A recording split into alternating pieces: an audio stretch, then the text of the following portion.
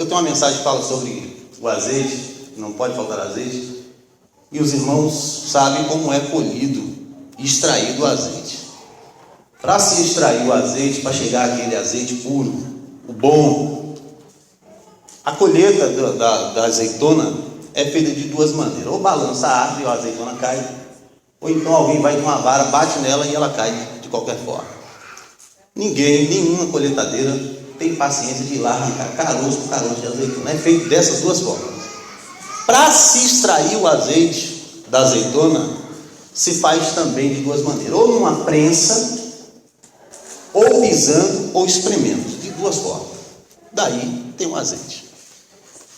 E como eu vou pregar amanhã, eu fico feliz que amanhã também eu tenho um dia cheio de trabalho, que eu já tenho uma mensagem preparada, porque eu quero seguir a mesma linha de raciocínio do qual já foi feito. Poderia dizer aqui nessa noite e usar alguns jargões, e alguns dias diz assim: olha, se nós fôssemos embora agora, se eu fosse embora agora, o que falou aqui já era o suficiente. Se você ir embora agora, você vai perder. A grande verdade é essa, porque Deus me trouxe aqui porque tem mais uma palavra de Deus para o teu coração. Você pode ficar tranquilo que Deus ainda tem mais coisa para você aqui nessa noite. Quero convidar você para abrir a tua Bíblia juntamente comigo no livro de Jó, no capítulo de número 19. Os irmãos falaram muito bem aqui, e eu quero proferir um pouco mais aqui, sair um pouco da suposição ou de algo que quase ia acontecer, e eu quero entrar em outra realidade dos irmãos. Os irmãos acreditam na Bíblia, né? Porque tem muita gente que diz que o negócio de Jó foi só fictício, não aconteceu de verdade. E se Deus deixou aqui é porque aconteceu de verdade, irmãos. Capítulo de número 19, versículo, eu vou ler alguns versículos salteados, e os irmãos que puderem me acompanhem. Capítulo 19, versículo 14. Diz assim, 19 e 14 do livro de Jó: e os meus parentes me deixaram, e os meus conhecidos se esqueceram de mim. Os meus domésticos e as minhas servas me reputaram como um estranho, vinha a ser um estrangeiro aos seus olhos. Chamei o meu criado e ele não respondeu. Cheguei a suplicar com a minha boca, o meu bafo se fez estranho à minha mulher, e a minha súplica os filhos do meu corpo. No versículo 19 diz assim, eu vou ler o 18 para que faça melhor compreensão: até os rapazes me desprezam, e levantando-me eu falo contra mim. Todos os homens dos meus secretos conselhos me abominam, e até os que amavam se tornaram contra mim. Os meus ossos se apegam à minha pele e à minha carne, e escapei só com a pele dos meus dentes. Compadecei-vos de mim, amigos meus, compadecei-vos de mim, porque a mão de Deus me tocou. No versículo 23 diz assim: quem me dera agora que as minhas palavras se escrevessem, quem me dera que se gravassem no livro, e que com pena de ferro e com chumbo para sempre fossem esculpidas na rocha, porque eu sei que o meu Redentor vive, e que por fim se levantará sobre a terra, e depois de consumida a minha pele, ainda em minha carne verei a Deus. Podemos assentar, queridos. Meu coração se encheu de alegria, porque na medida que nós fomos ouvindo tudo que Deus havia falado, estava falando e falou aqui nessa noite, agora já nos minutos finais, onde antecedia a minha oportunidade, eu estava com a palavra cravada no meu coração, e ainda estou, viu? Se nós tivéssemos mais pelo menos umas 2 horas, eu ia falar as duas. Mas eu até indaguei a Deus, falei: Deus, como é que pode? Essa palavra ainda está ardendo no meu coração, mas tem um segmento muito profundo. O pastor João Batista, ele falou muito bem aqui, e com muita sabedoria, a respeito de Abacuque. Mas Abacuque falou alguma coisa a respeito de suposição. Irmãos, falar em suposição é fácil. Não estou desmerecendo de forma nenhuma Abacuque. Eu só estou dizendo que você falar, se fosse comigo eu aumentava. Pastor disse aqui o seguinte: que Deus só vai dar para você aquilo que você aguenta. E falar de suposição, como Abacuque falou, por mais que ele falou, se ele falou, com certeza, talvez, porque nesta minha caminhada pequena, eu já vi muitos que diziam, eu posso, eu vou passar. A Bíblia diz do próprio Pedro. Pedro diz o seguinte: Jesus falou, Pedro, tu vai me negar. Ele, eu? De forma nenhuma. A Bíblia diz que mal apareceu, Pedro saca de uma faca e corta a orelha de mal, como dizendo, eu não vou negar, porque eu sou valente. Quando Jesus afastou dele por um instante, ele disse, quem disse que eu conheço Jesus? Mas você não é um dos que anda com ele, você até parece um dos que anda com ele, que nada, você está louco, mulher, nem conheço, nunca ouvi falar desse Jesus. E a Bíblia diz que Pedro nega Jesus. E Pedro era bravo, irmãos. Pedro era cabra macho, mas negou. E Abacuque falou uma coisa terrível de bonita aqui. Abraão, não estou desmerecendo nem despregando, eu só estou cumprimentando, porque eu disse para você que Deus, ainda assim, tem ainda mais uma palavra ao teu coração e tu vai sair daqui de forma transformado.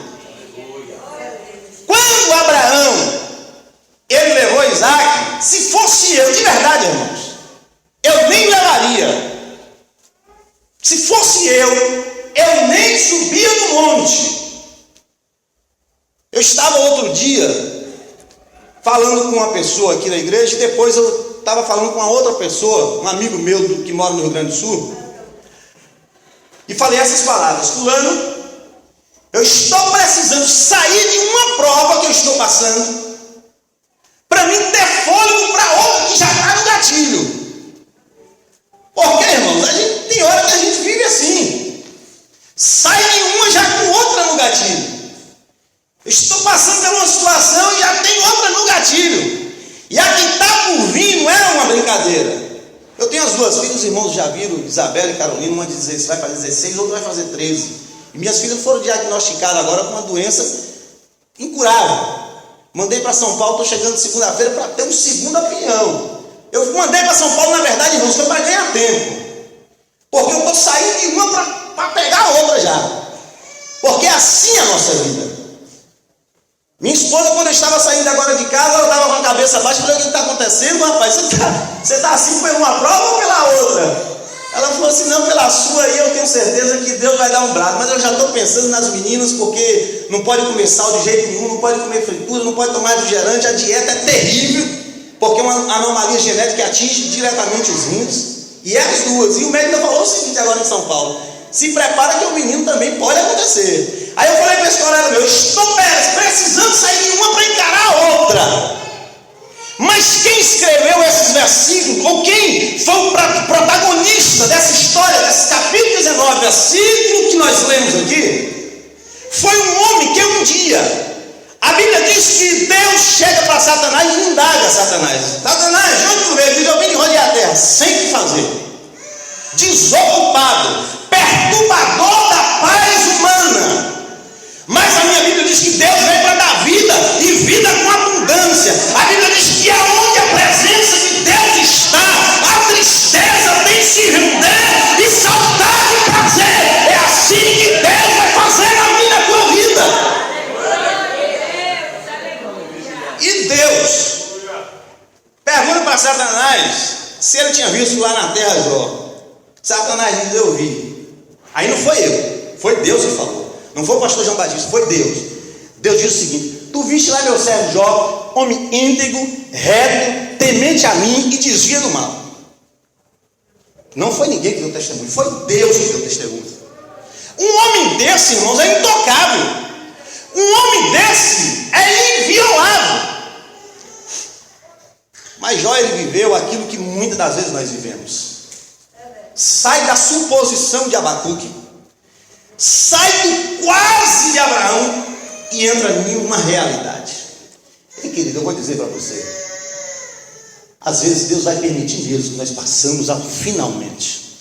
Às vezes Deus vai nos provar a ponto que nós não venhamos a uma suposição como Abacuque veio. Não venhamos também como quase aconteceu. Eu tinha até coragem de matar o menino, mas eu não sei como seria a cabeça psicológica de Abraão após a morte de Isaac. Após ele olhar e ver o menino sanguentado descendo o monte, seu menino. A Bíblia não nos traz essa revelação. Não, isso não aconteceu.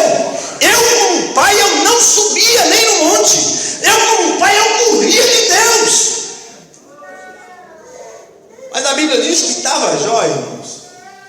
E alguém traz uma notícia para Jó e diz: Jó, estava eu no campo, e veio o relâmpago, veio a tempestade e matou parte do seu rebanho.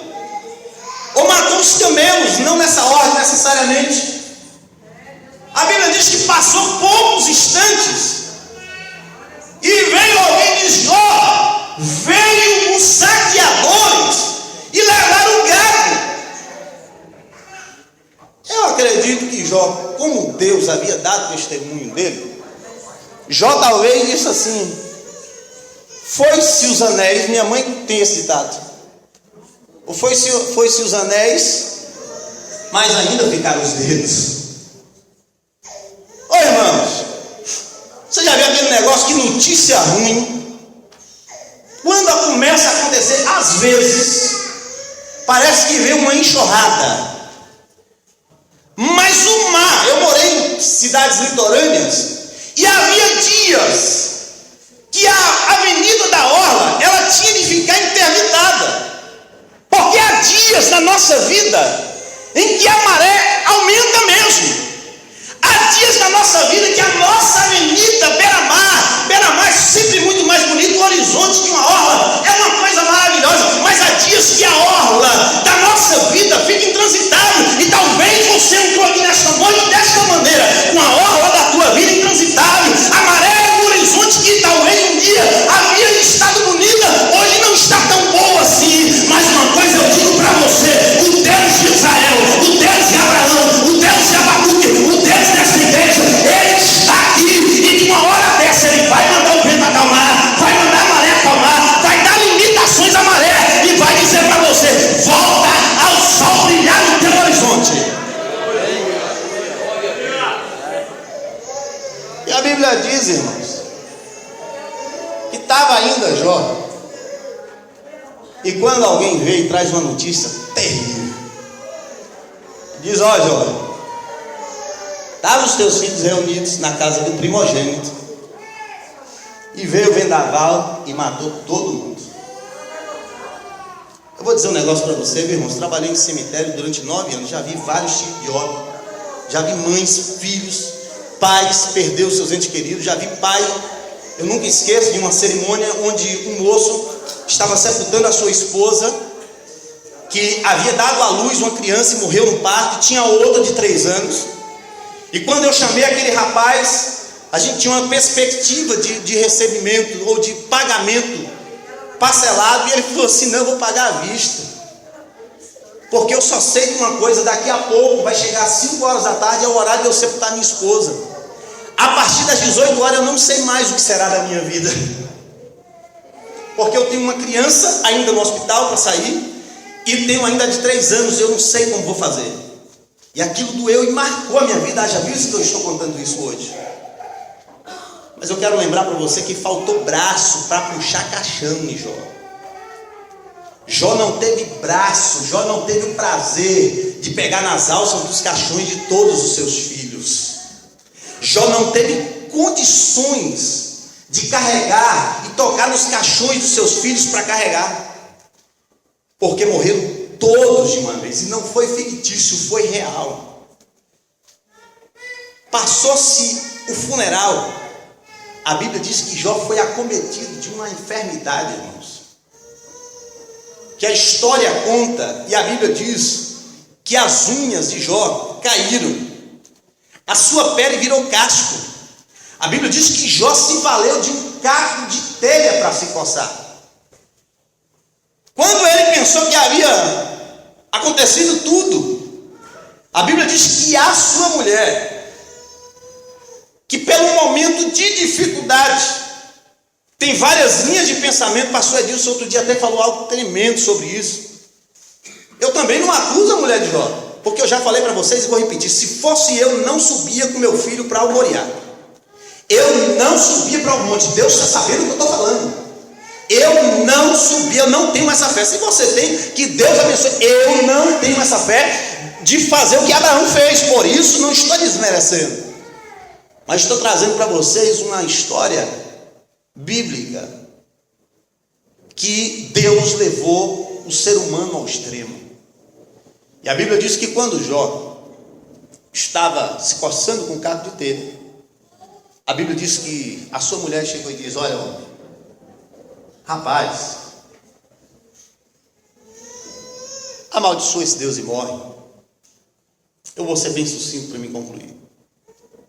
Aí Jó começa trazendo o brilhantismo de até onde você pode ser crente, e às vezes até onde, e o que Deus às vezes quer ouvir de mim e de você. Às vezes o que Deus quer não que nós sejamos árvores de oliveira bonita, que só demos frutos. Às vezes Deus chega ao extremo de colher de nós o azeite puro. Nem todos, irmãos, Deus vai colher azeite puro. Alguns vai servir só para brilhantar, só para dar fruto. Outros vai servir só para enverdecer o deserto. Mas tem uns, e eu acredito que esses uns estão aqui nessa noite, que Deus vai extrair às vezes o azeite. E esse processo de extração de azeite é difícil. Mas a Bíblia diz que Jó, ele diz: mulher, tu fala como uma louca. Nu eu saí do ventre do meu pai, nu eu vou voltar para lá. Para mim concluir, no capítulo 19, Jó ele traz alguns pedidos. E ele desabafa, ele diz: olha, os meninos zombam de mim, eu passo. Talvez dizia: olha, vai o esmolé, vai o doido, vai o doente, vai o leproso. Não é assim que acontece às vezes com a sociedade do século? Quando passa alguém maltrapilho, alguém que foi jogado na rua por Satanás. Hoje nós estamos vivendo uma sociedade assim. Se alguém está enfermo demais, ninguém nem quer encostar muito. Irmãos, se tinha alguém querendo trabalhar na época, e se abrisse uma vaga de emprego, todo mundo queria trabalhar com Jó. Porque se Deus, que é Deus, deu um testemunho de Deus de Jó, ainda mais a Bíblia diz que Jó: aqueles que me amavam me abandonaram. Quando alguém queria trabalhar, primeiro todo mundo queria trabalhar com Jó, irmãos. Todo mundo queria ser servo de Jó, porque era um homem íntegro. A Bíblia diz isso. A Bíblia diz que Jó disse que o bafo dele se fez impuro, ou fedorento, ou insatisfatório para sua família, para sua esposa. Aí ele sai dizendo e descrevendo o que nós lemos aqui. Só que tem um detalhe. Jó ele disse assim: mas quem me dera que se da minha vida escrevesse um livro, e talvez se fosse escrito numa pedra ou com caneta de bronze. Nesse momento aqui Jó estava saindo, extraindo aquilo que estava dentro da sua alma, aquilo que Satanás não pode roubar de você. Às vezes nós estamos em situações tão difíceis na nossa vida, em que Deus nos permite entrar em um redemoinho de vida. Quando Deus nos permite entrar em algumas cisternas das nossas vidas, que é onde nós estamos, às vezes, como eu me perguntei outro dia, falei para Deus, e estava comentando com o pastor Edilson, perguntei para Deus certo dia em oração, falei: Deus, ainda tem buraco aqui, Jesus, ainda tem buraco para mim descer. Eu falei com Deus outro dia, e é natural às vezes nós entramos em uma situação dessa, que nós amanhecemos como eu amanheci um certo dia, com medo de Deus falar para mim: ainda tem buraco, meu filho. Alaia Shem Yokai Deremia Sonas. Ei, talvez você adentrou aqui dizendo: será que ainda tem buraco para mim descer? Ei, não se preocupe se ainda tem buraco, mas de certo o Deus de Israel, Ele é poderoso para quando chegar no limite, no tempo certo, Ele vai voltar num Deus potente, vai te arrancar daí e vai te exaltar para que o nome dele seja glorificado. Ei, Deus não te trouxe aqui para morrer,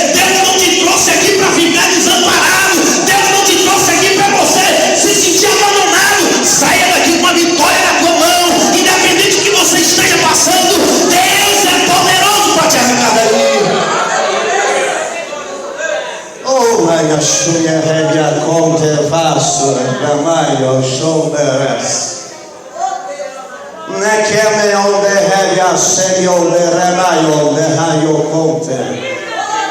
Deus está me dizendo aqui que na noite de hoje Ele está curando uma pessoa aqui nesta igreja que estava com uma situação difícil e que parecia que não tinha mais jeito. E esta semana você diz para Deus: Deus, ainda tem buraco para mim descer, porque eu não aguento mais. E nesta noite o meu Deus te manda sair daqui curada, para que o nome dele seja glorificado e para testificar que Ele está falando aqui nesta noite, diz o Senhor.